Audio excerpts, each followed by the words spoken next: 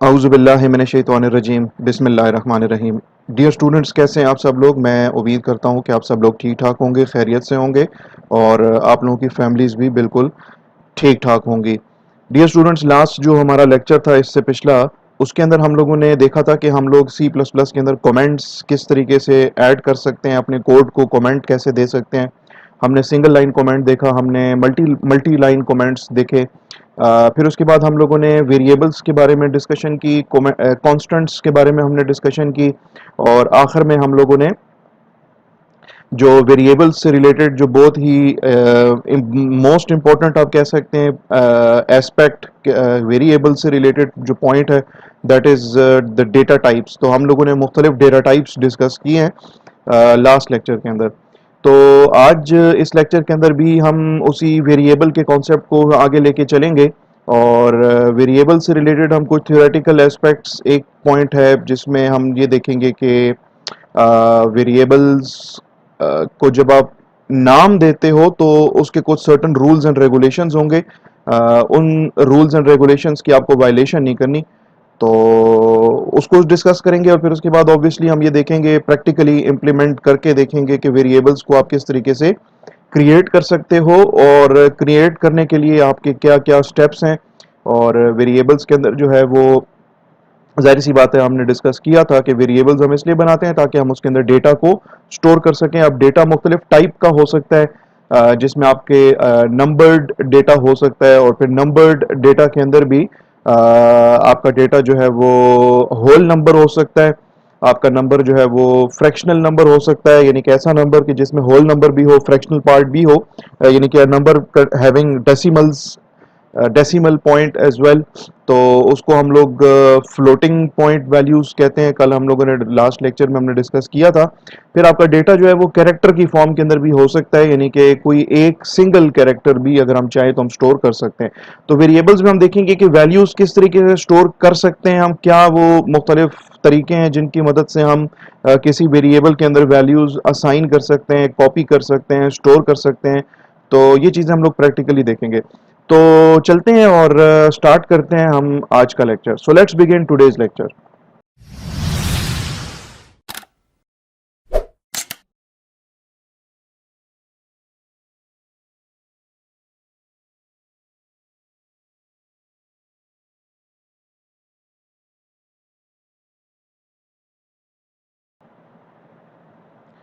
Okay जी। तो इससे पहले कि मैं आज का लेक्चर जो है वो स्टार्ट करूं, आप लोगों से मैं हमेशा की तरह जो है वो एक रिक्वेस्ट करूंगा कि अगर आप लोग इस चैनल के ऊपर नए हैं जिसका नाम है कोड विद फैसल, तो काइंडली इस चैनल को आप लोग सब्सक्राइब कर लें। अगर आज की वीडियो आपको पसंद आए, आप इसको लाइक करना चाहें तो लाइक कर सकते हैं, शेयर करना चाहें तो शेयर कर सकते हैं, और इस पर अगर आप कोई कमेंट्स देना चाहें तो आप कमेंट्स भी दे सकते हैं। और काइंडली इस वीडियो को completely from the start till the end जो है वो यूट्यूब के ऊपर एटलीस्ट एक दफ़ा देख लें। अगर आपने इसको बाद में डाउनलोड करना ही है फॉर एग्जांपल, तो आप इसको फिर बाद में डाउनलोड कर लें, लेकिन एटलीस्ट एक दफ़ा आप इसको यूट्यूब पे देख लें। अच्छा जी, तो अब सबसे पहले तो हम जी डिस्कस करते हैं कि वेरिएबल्स जो हैं उनके नेमिंग रूल्स क्या हैं, क्योंकि बहुत इंपॉर्टेंट है। आप अपनी मर्जी से वेरिएबल को नाम जो है वो नहीं दे सकते। तो देखते हैं वेरिएबल्स के जो रूल्स हैं वो क्या हैं। अच्छा जी, तो देखते हैं कि क्या रूल्स हैं वेरिएबल्स का नाम जब आप रखोगे तो उससे रिलेटेड जो रूल्स हैं वो क्या है। नंबर वन, सबसे पहला रूल ये है कि the name the name of a variable can not the name of a variable cannot start with a digit or any other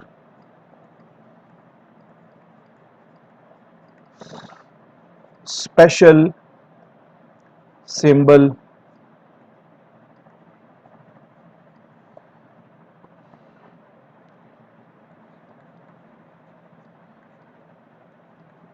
other than the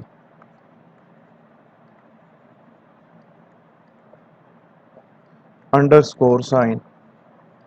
बहुत इंपॉर्टेंट रूल है, बहुत इंपॉर्टेंट जो है वो रूल एंड रेगुलेशंस हैं इसकी। Variables के जो नाम है उसको रखने से रिलेटेड के the name of a variable can not start with a digit. पहली चीज कि वेरिएबल का नाम जो है वो डिजिट से शुरू नहीं हो सकता, ठीक है। वेरिएबल का जो नाम होगा उसका जो फर्स्ट कैरेक्टर होगा वो डिजिट नहीं हो सकता। और दूसरा ये कि वेरिएबल का जो नाम है उसका जो पहला डिजिट है it can not be any other special symbol. Special symbol क्या हो सकता है जी? स्टेरिक का साइन, कॉमा,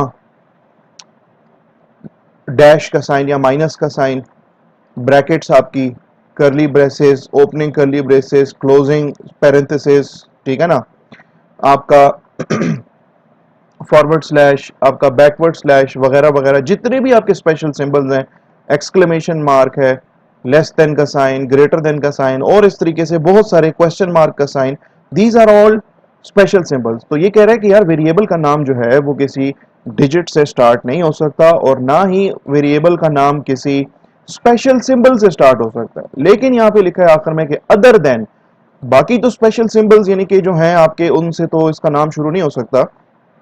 हाँ अलबत्ता आपका जो वेरिएबल का जो नाम है वो अंडरस्कोर का जो साइन है, अंडरस्कोर, ठीक है, एक होता है डैश का साइन और एक होता है अंडरस्कोर, ठीक है। आपके कीबोर्ड के ऊपर एक की है, जीरो की की है, जीरो की के बिल्कुल साथ उसके राइट हैंड साइड पे जो की है उसमें आप अगर बगैर शिफ्ट प्रेस किए, बगैर शिफ्ट की प्रेस किए अगर आप उस की को प्रेस कर लें जो जीरो के राइट हैंड साइड के ऊपर है तो आपका जो डैश है वो प्रिंट हो जाएगा। लेकिन अगर आप शिफ्ट की प्रेस करेंगे तो आपका ये अंडरस्कोर का साइन जो है वो प्रेस हो जाएगा, ठीक है। तो ये आपका जो है पहला रूल है, वेरिएबल का जो नाम होगा उसका जो स्टार्टिंग कैरेक्टर है that should never be a digit and it should never be any special symbol except the underscore sign, ठीक है जी। तो ये इसका पहला रूल है।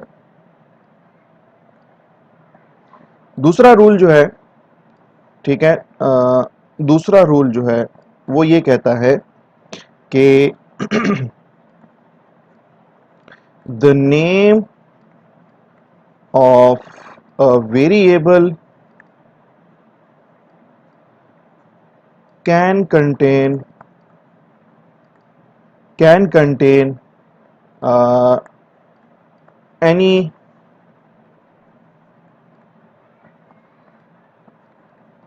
alphabetic character, number, comma, any digit,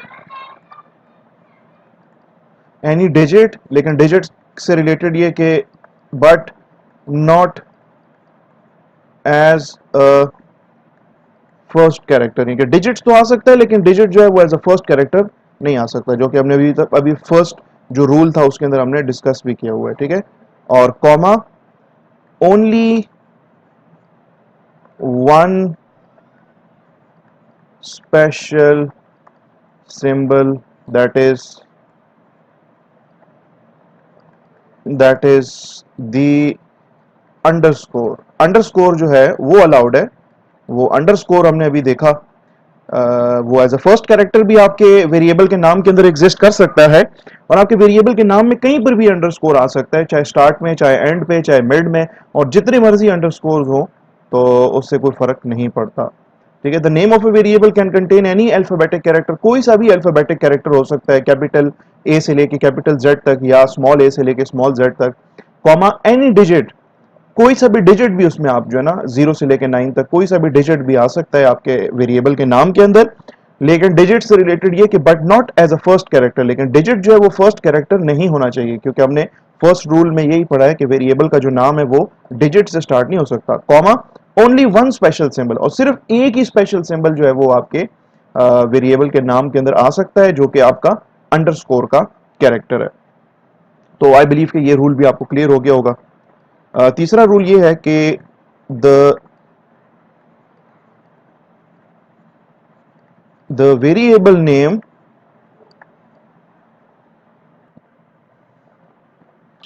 the variable name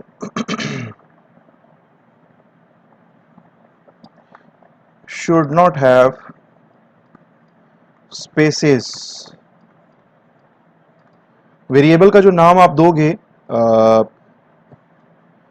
तो उस नाम के बीच में ना स्पेस का कैरेक्टर नहीं होना चाहिए, ठीक है। स्पेस बार आपने प्रेस नहीं करनी with in the name of a variable. चौथा रूल के the name of a variable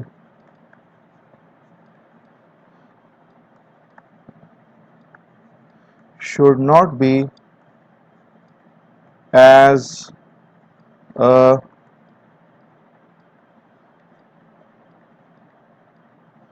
keyword या स्लैश, इसको हम कीवर्ड्स को रिजर्व वर्ड भी कहते हैं, ऑफ सी प्लस प्लस। आपके वेरिएबल का जो नाम है ना वो आपके सी प्लस प्लस के किसी कीवर्ड या सी प्लस प्लस के किसी रिजर्व वर्ड वाला नहीं होना चाहिए।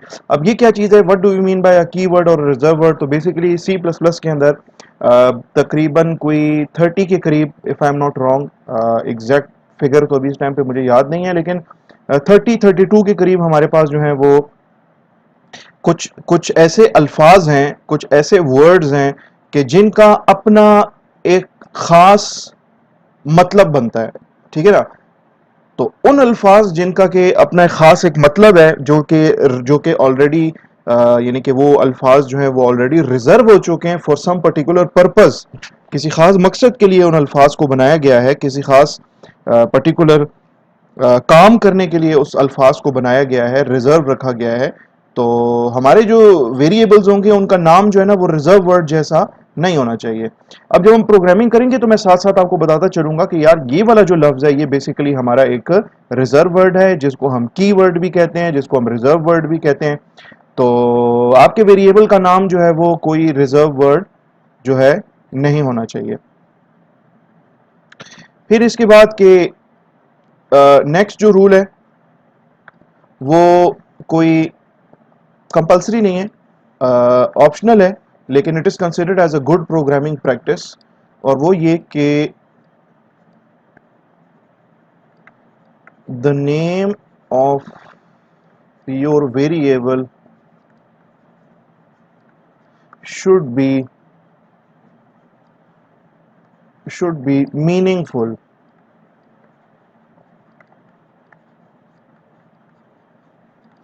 कि आपके वेरिएबल का नाम जो है ना वो कोशिश किया करें कि वो मीनिंगफुल नाम हो। मीनिंगफुल का क्या मतलब है कि यार उसको देखते ही ना आपको जो है वो आइडिया हो जाए कि ये वेरिएबल आपने किस मकसद के लिए बनाया था, ये वेरिएबल जो है वो आपने उसका पर्पस क्या था, ठीक है। फॉर एग्जांपल आप एक प्रोग्राम, आपसे कहते हैं जी, आपसे कहा जाता है कि एक प्रोग्राम आप ऐसा बनाएं जो कि आपसे कहे कि सर्कल का रेडियस इनपुट कर लें, ठीक है। आप जब सर्कल का रेडियस इनपुट करेंगे तो जाहिर सी बात है उसके लिए आपको जो है सर्कल का रेडियस की वैल्यू जब आप इनपुट करोगे कीबोर्ड के थ्रू तो वो वैल्यू किसी वेरिएबल में जाके स्टोर होगी। तो उस वेरिएबल का जो नाम है दैट शुड बी मीनिंगफुल। अब उसका मीनिंगफुल नाम क्या हो सकता है? आप उसका नाम जो है वो रख सकते हैं RAD, which stands for radius. आप उस वेरिएबल का नाम जो है वो रख सकते हैं रेडियस। आप उस वेरिएबल का नाम रख सकते हैं radius underscore circle.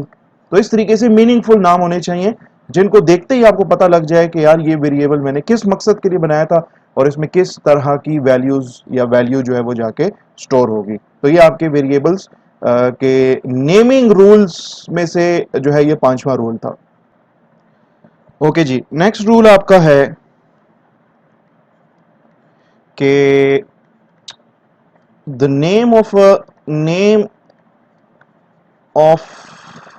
any variable the name of any variable can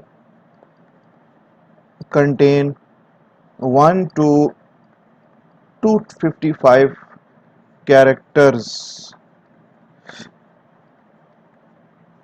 only. यानी कि आपके जो वेरिएबल है ना, वेरिएबल का जो नाम होगा ना उसमें मिनिमम एक कैरेक्टर जरूर होना चाहिए, और उसके अंदर जो मैक्सिमम कैरेक्टर्स हैं वो 255 हो सकते हैं, जो कि बहुत ही लंबा एक नाम बन जाएगा किसी वेरिएबल का जिसके अंदर के 255 कैरेक्टर्स हों, ठीक है। तो वेरिएबल का जो नाम है उसमें मिनिमम एक कैरेक्टर होना चाहिए और मैक्सिमम उसमें 255 कैरेक्टर्स होने चाहिए। तो ये आपका नेक्स्ट रूल है। आखिरी 7वां रूल वो ये कहता है कि the variable names are always case sensitive. Variable के जो नेम्स है ना वो केस सेंसिटिव होंगे। अब केस सेंसिटिव का क्या मतलब है, देखें मेरे पास लेट सपोज मैं यहाँ पे 4 वेरिएबल्स के नाम लिखता हूँ, ठीक है। मैं लिखता हूँ जी फॉर एग्जांपल मैं लिखता हूँ कि मैंने एक वेरिएबल ये बनाया रेडियस, एक वेरिएबल का नाम है रेडियस, ठीक है, एक वेरिएबल का नाम है जी रेडियस, और दूसरा मेरे पास लेट सपोज ये वेरिएबल है, ठीक है।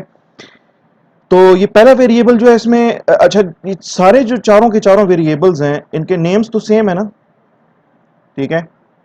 लेकिन अगर आप ये देखें तो पहला जो वेरिएबल है इसके अंदर ये आर कैपिटल है, जो दूसरा वेरिएबल है इसके अंदर तमाम कैरेक्टर स्मॉल हैं, जो तीसरा वेरिएबल है इसमें खाली डी कैपिटल है, और जो तीसरा वेरिएबल नेम है इसमें आर और ए कैपिटल है, बाकी तमाम के तमाम इसके जो कैरेक्टर्स हैं वो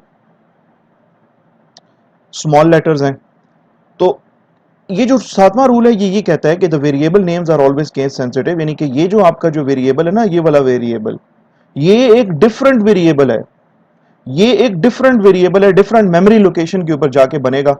ये एक तीसरा वेरिएबल होगा और ये आपका एक चौथा वेरिएबल होगा। नाम चारों के सेम है लेकिन चूंकि इसमें एक कैरेक्टर जो है वो कैपिटल है, यहाँ पे तमाम कैरेक्टर स्मॉल हैं, यहाँ पे सिर्फ जो है वो डी सिर्फ डी कैपिटल है, यहाँ पे आर और ए कैपिटल है, तो लिहाजा ये आपके चार मुख्तलिफ वेरिएबल्स होंगे। अगर आपने इस तरीके से वेरिएबल्स को अगर डिक्लेयर किया है तो ये आपके चार मुख्तलिफ वेरिएबल्स होंगे, ये आपके चार मुख्तलिफ रैम की डिफरेंट लोकेशंस के ऊपर जाके वेरिएबल्स जो हैं वो आपके क्रिएट होंगे। तो ये आपके जो है ना वो बेसिकली 7 रूल्स थे। तो आई होप कि ये रूल्स जो हैं वो आपको क्लियर हो गए होंगे और इस तरह की मिस्टेक्स जो है ना वो आप नहीं करेंगे कि आप जो है ना वो इन रूल्स की वायलेशन करें आगे चल के प्रोग्रामिंग के अंदर। तो चलते हैं और अभी हम देखते हैं, ज़ाहिर सी बात है कि अभी प्रैक्टिकली हम देखेंगे कि वेरिएबल्स जो हैं उनको हम लोग किस तरीके से वेरिएबल्स जो हैं उनको हम किस तरीके से क्रिएट करते हैं और उनमें हम किस तरीके से वैल्यूज़ जो है ना वो जो है पुट कर सकते हैं, ठीक है। तो यहाँ पे चलते हैं जी, कोड ब्लॉक्स मैंने ओपन किया हुआ है। मैं फाइल मेन्यू पे जाऊँगा, मैं न्यू के ऑप्शन में जाऊँगा और पहला मैं क्या करूँगा एक नया प्रोजेक्ट क्रिएट करूँगा जिसमें मैं प्रोजेक्ट जो है कंसोल एप्लीकेशन क्रिएट करूँगा, ठीक है। इसको मैं गो प्रेस कर दूंगा और यहाँ से मैं सेलेक्ट करूंगा हमेशा C++ को। इसको नेक्स्ट कर देंगे। प्रोजेक्ट का टाइटल मैं रख देता हूँ let's suppose variables underscore example.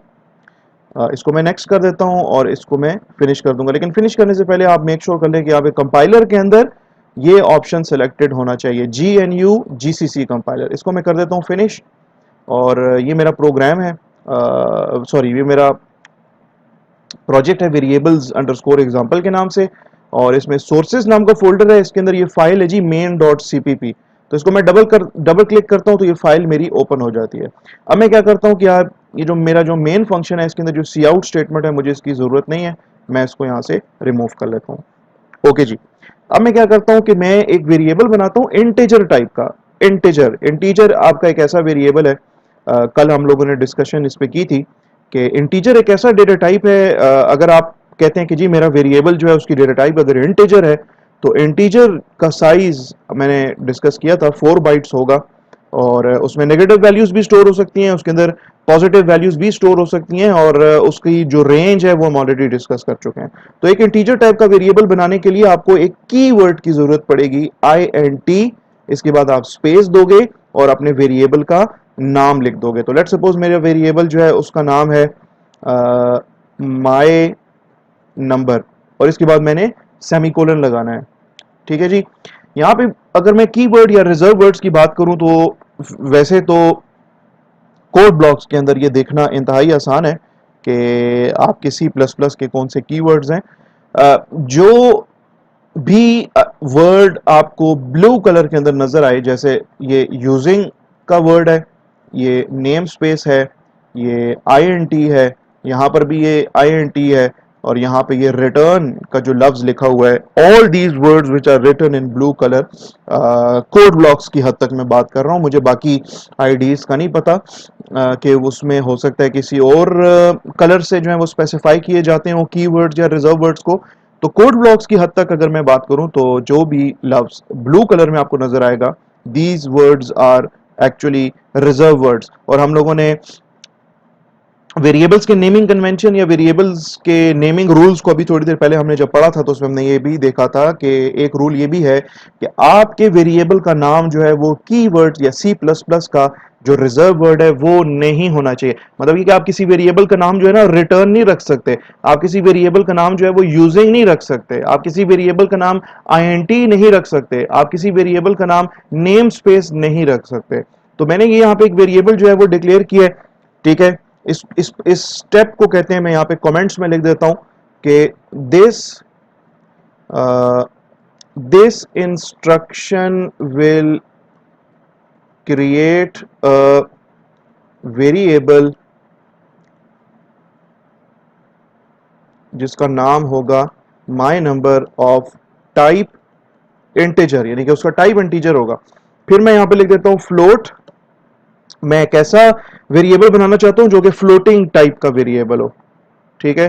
तो मैं यहाँ पे इसका नाम रख देता हूँ माई फ्लोटिंग नंबर, और यहाँ पे मैं आगे इसमें कमेंट लिख रहा हूँ कि ये इंस्ट्रक्शन क्या करेगा, this instruction will create a variable my floating number of sorry number of type float. Float का मतलब और इंटीजर में डिफरेंस ये है कि माई नंबर ये जो वेरिएबल है इसमें भी नंबर स्टोर हो सकता है, और माई फ्लोटिंग नंबर इस वेरिएबल के अंदर भी नंबर स्टोर हो सकता है, लेकिन इसमें इसमें होल नंबर्स ही स्टोर हो सकते हैं, यानी कि ऐसे नंबर इस वेरिएबल में माई नंबर में स्टोर नहीं हो सकते जिसमें डेसिमल पार्ट भी हो, फ्रैक्शनल पार्ट भी हो। जबकि ये जो माई फ्लोटिंग नंबर है इसमें होल नंबर्स भी स्टोर हो सकते हैं, और इसके अंदर ऐसे नंबर्स भी स्टोर हो सकते हैं जिसमें होल नंबर के साथ साथ कोई फ्रैक्शनल पार्ट भी हो, ठीक है। और यहाँ पे फ्लोट माई फ्लोटिंग नंबर और इसके बाद लाजमी तौर पे हमें एक सेमीकोलन लगाना पड़ेगा। इसी तरीके से कैरेक्टर टाइप का एक वेरिएबल बनाते हैं, ठीक है, और इसका नाम रखते हैं माई कैरेक्टर और आगे सेमीकोलन। अब हमने क्या करना है हमारे, अच्छा देखें ये जो आपका जो वेरिएबल है इसके बारे में अगर मैं लिखूं तो यानी कि आपकी जो लाइन नंबर 9 पे जो आपने इंस्ट्रक्शन लिखी है इसके बारे में अगर मैं लिखूं तो मैं लिख सकता हूं कि this instruction will create a variable जिसका नाम होगा माई माई कैरेक्टर, सॉरी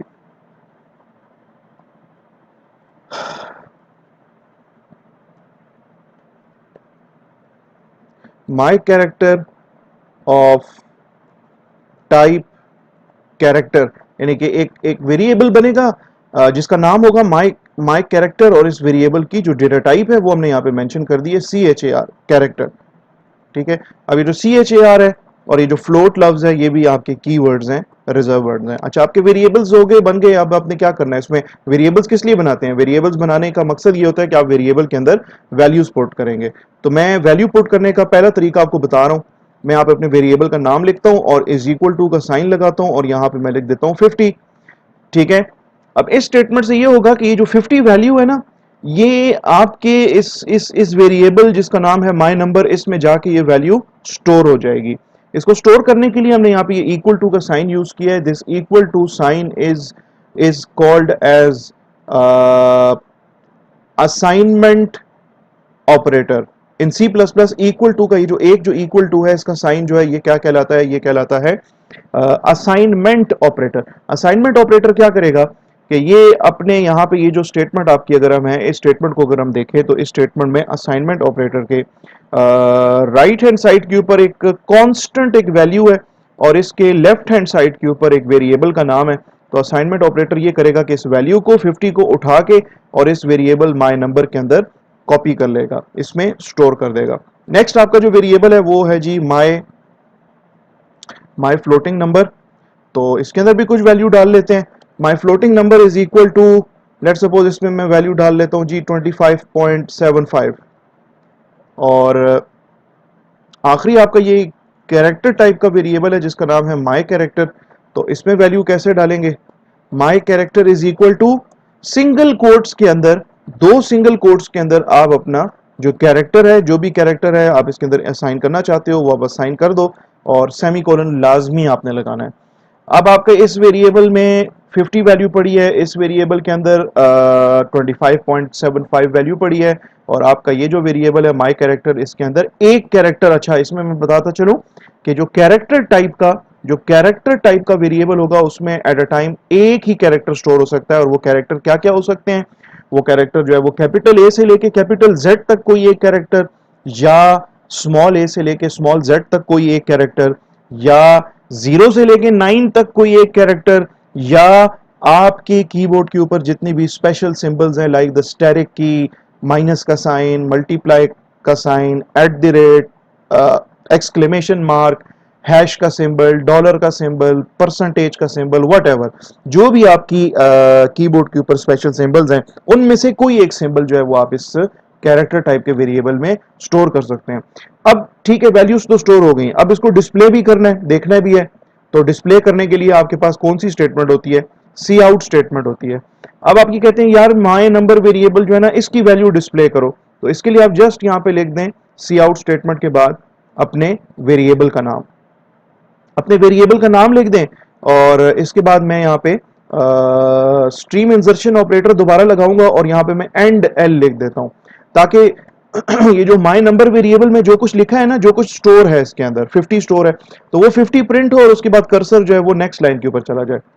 तो नेक्स्ट लाइन पे जाने के बाद मैं चाहता हूं कि ये जो माई फ्लोटिंग नंबर है, ठीक है, मैं इसकी वैल्यू को प्रिंट करूं स्क्रीन के ऊपर। तो मैंने यहाँ पे बल्कि इसका नाम FLOATING, यहाँ पर भी FLOATING, FLOATING, माई फ्लोटिंग नंबर मैंने इसका नाम लिखा और इसके बाद मैं एंड एल। और आखिर में मैं यहाँ पे चाहूंगा कि मेरा जो माई कैरेक्टर नाम का जो वेरिएबल है उसकी वैल्यू भी स्क्रीन के ऊपर डिस्प्ले हो जाए। तो वेरिएबल्स में वैल्यू जो पड़ी होंगी वो डिस्प्ले करने के लिए आप सी आउट की स्टेटमेंट इस तरीके से यूज करेंगे। तो आपको माई नंबर वेरिएबल की वैल्यू जो कि 50 है, माई फ्लोटिंग नंबर वेरिएबल की वैल्यू जो कि 25.75 है, और माई कैरेक्टर नाम का जो वेरिएबल है जिसमें वैल्यू पड़ी है कैपिटल बी, वो आपको स्क्रीन के ऊपर इन तीन स्टेटमेंट्स के रन होने के बाद नजर आना शुरू हो जाएगी। तो इसको मैं कर लेता हूँ, प्रोग्राम को बिल्ड कर लेता हूँ। अच्छा, इसको मैंने सेव नहीं किया, इसको मैं चाहिए बिल्ड हो जाए फिर इसको सेव भी कर लेते हैं। इसको मैं सेव सेव सेव अच्छा सेव हुआ है, ठीक है। इसको मैंने बिल्ड किया और इसको मैं रन करूंगा। तो ये मुझे क्या दिखा रहा है? देखें, ये मुझे ये जो सी आउट स्टेटमेंट है माई नंबर, तो ये माई नंबर में चूंकि मैंने 50 स्टोर किया था तो ये 50 यहाँ पे डिस्प्ले कर रहा है। माई फ्लोटिंग नंबर के अंदर मैंने 25.75 स्टोर किया था तो ये 25.75 दिखा रहा है मुझे। और माई कैरेक्टर नाम का वेरिएबल है, इसके अंदर कैपिटल बी स्टोर था तो इसलिए मुझे यहाँ पे ये कैपिटल बी डिस्प्ले करके दे रहा है। इसको मैं, प्रोग्राम मेरा अब यहाँ पे टर्मिनेट हो गया। अच्छा जी, इस प्रोग्राम के अंदर एक छोटा सा इशू है। अगर मैं इस प्रोग्राम को एक दफा चलाऊं, चाहे इस प्रोग्राम को मैं 1000 दफा चलाऊं, ये हमेशा मुझे कहेगा कि यार माई नंबर वेरिएबल में 50 पड़ा है, यानी कि माई नंबर वेरिएबल की वैल्यू मुझे 50 दिखाएगा। माई फ्लोटिंग नंबर वेरिएबल की वैल्यू मुझे हमेशा 25.75 दिखाएगा, और माई कैरेक्टर वेरिएबल की वैल्यू हमेशा मुझे कैपिटल बी ही दिखाएगा। इसको मैं दोबारा रन करके आपको दिखा देता हूँ, ये देख लें वही वैल्यूज दिखा रहा है, ठीक है। दोबारा से रन कर लें, वही 50, 25.75 और बी डिस्प्ले कर रहा है। दोबारा रन कर लें, जितनी दफा भी आप इसको रन करेंगे ये हमेशा आपको इन तीन वेरिएबल्स की यही तीन वैल्यूज डिस्प्ले करके दिखाएगा। मैं कहता हूं नहीं यार, इस तरह से ना हो, मैं खुद की अपनी कोई वैल्यू दूं, क्योंकि देखिए यहां पे ये जो लाइन नंबर 11 है ये जब चलेगी तो जाहिर सी बात है माई नंबर वेरिएबल में 50 वैल्यू असाइन होगी ना। और यही 50 वैल्यू आपको यहाँ पे डिस्प्ले हो रही होगी। मैं कहता हूँ नहीं यार, ये तो जो लाइन नंबर 11 है ये जब भी चल रही है तो माई नंबर वेरिएबल में हमेशा 50 वैल्यू ही आ रही है, या ये जो 12 नंबर स्टेटमेंट है ये चल रही है तो हमेशा मेरे इस माई फ्लोटिंग नंबर नाम के वेरिएबल में हमेशा 25.75 वैल्यू ही आ रही है। और ये मेरा जो माई कैरेक्टर नाम का जो वेरिएबल है इसके अंदर ये जो वैल्यू स्टोर हो रही है कैपिटल बी, ये हमेशा कैपिटल बी ही इसमें स्टोर होगी जब मैं इस स्टेटमेंट को एग्जीक्यूट करूंगा, जब मैं इस प्रोग्राम को रन करूंगा। तो इस वजह से मुझे यहाँ पे माई नंबर की बजाय 50 दिखाएगा, माई फ्लोटिंग नंबर वेरिएबल की वैल्यू 25.75 ही दिखाएगा हमेशा, और माई कैरेक्टर वेरिएबल की वैल्यू हमेशा मुझे कैपिटल बी ही डिस्प्ले करके देगा। वो इसलिए क्योंकि मैंने इनके अंदर जो वैल्यूज है वो यहाँ पे ये वाली कांस्टेंट वैल्यूज मैंने इसके अंदर उठा के रख दी हैं। मैं कहता हूँ नहीं यार इस तरह से ना हो, मैं अपनी मर्जी की वैल्यू देना चाहता हूँ। तो अपनी मर्जी की वैल्यू देने के लिए हम क्या करते हैं कि मैं इन स्टेटमेंट्स को कर लेता हूँ, कमेंट कर लेता हूँ ताकि आप के लिए कोई इशू ना हो। ठीक है, इन स्टेटमेंट्स को तो मैंने कर दिया है कमेंट आउट। अब मैं क्या करूंगा कि मैं यूजर को एक मैसेज दूंगा सी आउट स्टेटमेंट, और मैं यूजर से कहूंगा कि enter an enter an integer value, semicolon लगाया। और यहां पे एक स्टेटमेंट है सी प्लस प्लस की जिसको कहा जाता है इनपुट स्टेटमेंट, वो कहलाती है सी इन। सी इन के बाद मैं यहाँ पे दो एंगल ब्रैकेट्स लगाऊंगा। आप देखिए सी आउट के सामने मैंने ये जो लेस देन के साइन लगाए हैं, these signs these two symbols are basically called as stream insertion operator.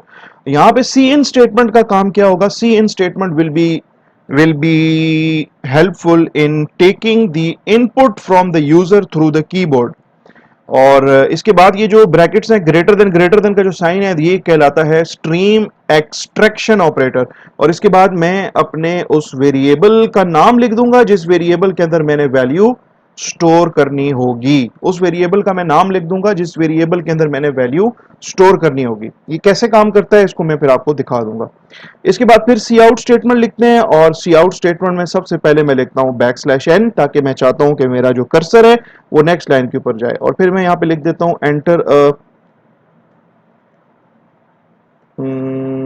Enter a floating point number,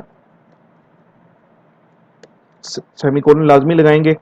और सी इन स्टेटमेंट चूंकि मैं यूजर से कीबोर्ड के थ्रू अब इनपुट लेना चाह रहा हूं, यूजर से उसकी मर्जी का इनपुट लेना चाह रहा हूं, तो इसलिए मैं सी इन स्टेटमेंट लिखूंगा स्ट्रीम एक्सट्रैक्शन ऑपरेटर लगा के। तो ये वैल्यू जो है जो ये मुझे जो मैसेज मिलेगा कि enter a floating point number, तो इस मैसेज के बाद मैं वैल्यू किधर स्टोर करना चाहता हूं? वो वैल्यू मैं स्टोर करना चाहता हूं जी इस वेरिएबल में जिसका नाम है माई फ्लोटिंग नंबर। तो मैं इसको यहां पे इसका मैं इस वेरिएबल का नाम लिख दूंगा। और फिर इसके बाद मैं एक और सी आउट स्टेटमेंट लिखता हूं, और मैं यहाँ पे बैकस्लैश n भी ऑब्वियसली लगाऊंगा ताकि मैं चाहता हूं कि मेरा ये जो आउटपुट है या ये जो लाइन नंबर 21 है ये जब चले तो ये नेक्स्ट लाइन के ऊपर चले ऑन दी आउटपुट विंडो। तो मैं यहाँ पे लिखता हूं enter a character,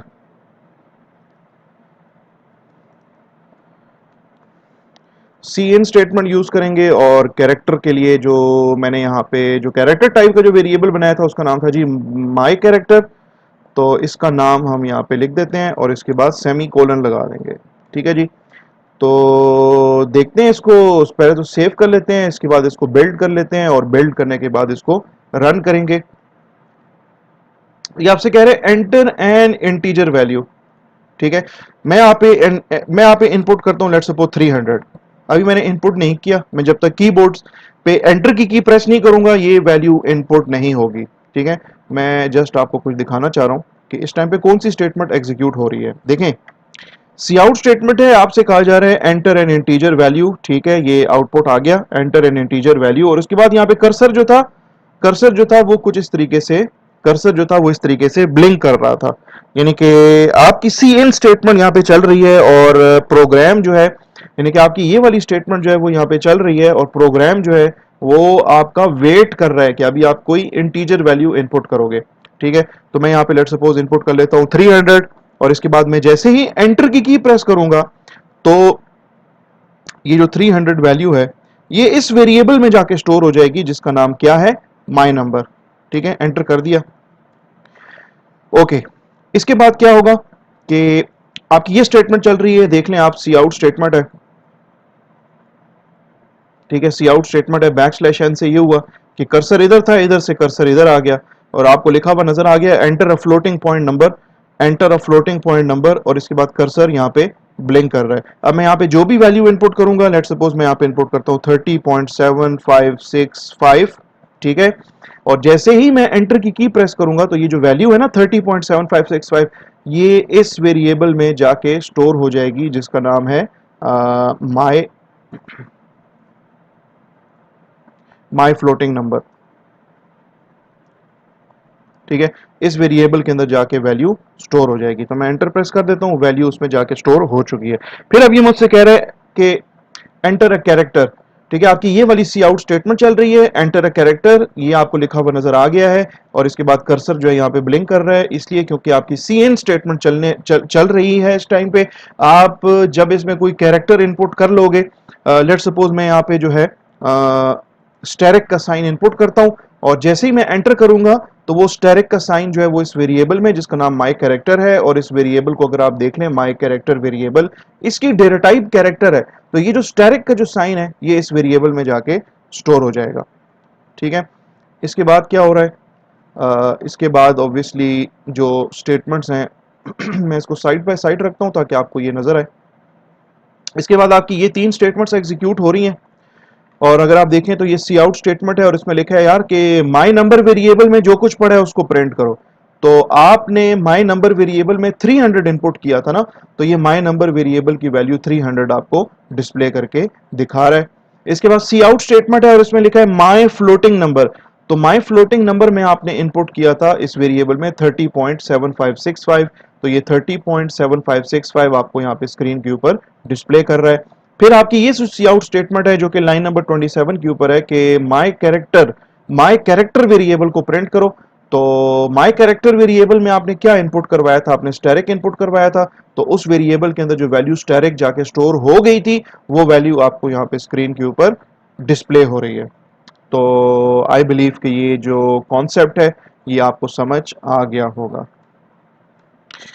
dear students, I believe कि ये जो आज का जो टॉपिक था कि वेरिएबल्स के जो हमने नेमिंग रूल्स हमने पढ़े, वेरिएबल्स के अंदर जो वैल्यूज हैं वो हम किन किन दो तरीकों से असाइन कर सकते हैं। पहला तरीका तो ये वाला है, इसको कहते हैं, इस तरीके को कहते हैं हार्ड कोडेड वैल्यूज असाइन करना किसी वेरिएबल के अंदर।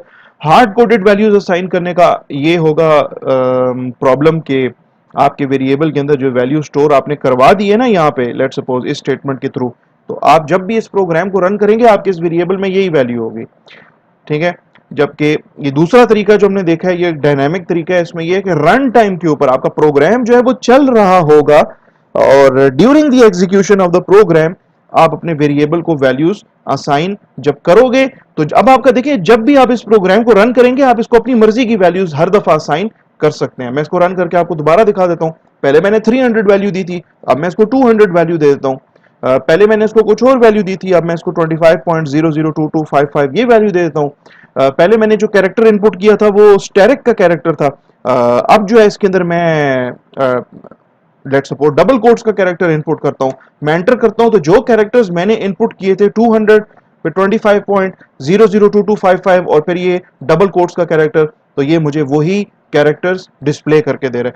जो कैरेक्टर्स मैं यहाँ पे रन टाइम पे इनपुट कर रहा हूं या जो वैल्यूज मैं यहाँ पे इन तीन डिफरेंट वेरिएबल्स के अंदर इनपुट कर रहा हूं, वही वैल्यूज मुझे यहाँ पे डिस्प्ले होके नजर आ जाएंगी। जब जब मैं इस प्रोग्राम को रन करूंगा इसी सेम प्रोग्राम को, तो अपनी मर्जी की वैल्यूज मैं दे सकता हूं। जब मुझे ये कहेगा एंटर एन इंटीजर वैल्यू, मैं अपनी मर्जी की वैल्यू दूंगा। जब ये मुझे कहेगा enter a floating point number, तो मैं अपनी मर्जी की वैल्यू दे सकता हूं। और एंटर अ कैरेक्टर, तो मैं अपनी मर्जी का कैरेक्टर यहाँ पे हर दफा इनपुट कर सकता हूं जब जब इस प्रोग्राम को मैं रन करूंगा। डियर स्टूडेंट्स, आई बिलीव के आज के लिए इतना काफ़ी है। आई ऑल्सो बिलीव कि आप लोगों ने मेरे इस चैनल को जिसका नाम कोड विद फैसर है इसको ऑलरेडी सब्सक्राइब किया हुआ है। अगर नहीं किया हुआ तो काइंडली इसको सब्सक्राइब कर लें ताकि जो भी नेक्स्ट वीडियो नई वीडियो आए इस चैनल के ऊपर वो आप लोगों को उसका नोटिफिकेशन मिल जाया करेगा थ्रू ईमेल। और वीडियो अगर आपको आज की पसंद आए, आप इसको लाइक करना चाहें लाइक कर सकते हैं, शेयर करना चाहें शेयर कर सकते हैं, इस पे कमेंट्स अगर आप करना चाहें तो कमेंट्स भी कर सकते हैं। मिलते हैं नेक्स्ट वीडियो के अंदर, तब तक आप अपना ढेर सारा ख्याल रखें। Take care of yourselves. अल्लाह हाफिज।